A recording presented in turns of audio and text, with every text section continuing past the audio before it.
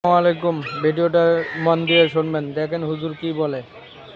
ইনশাআল্লাহ ভিডিওটা ভালো লাগবে। কেউ ভিডিওটা স্কিপ করবেন না, লাইক কমেন্ট শেয়ার করবেন প্লিজ। এরকম নতুন নতুন ভিডিও পেতে আমাদের চ্যানেলটি সাবস্ক্রাইব করুন, ফেসবুক পেজটি ফলো দিয়ে রাখুন। অবশ্যই আপনাদের ভালো লাগবে ইনশাআল্লাহ। এরকম ভিডিও দেখতে লাইক কমেন্ট শেয়ার করবেন বেশি বেশি। আল্লাহ হাফেজ। জীবনে কখনো হতাশ হবেন না। জীবনে যাই হয়ে যাক না কেন কখনো হতাশ হবেন না। মনে রাখবেন, আল্লাহ আপনার রব, আল্লাহ আপনার সাথে আছেন ইনশাআল্লাহ। এই সমাজ আপনাকে যেভাবে শেখায়, কিভাবে শেখায়, এই যে স্কুল, কলেজ, ইউনিভার্সিটি, চাকরি, বিয়ে, সন্তান প্রতিপালন, আর তারপর ইন্না লিল্লাহি ওয়া ইন্না ইলাইহি রাজিউন, এই তো শেখায় নাকি?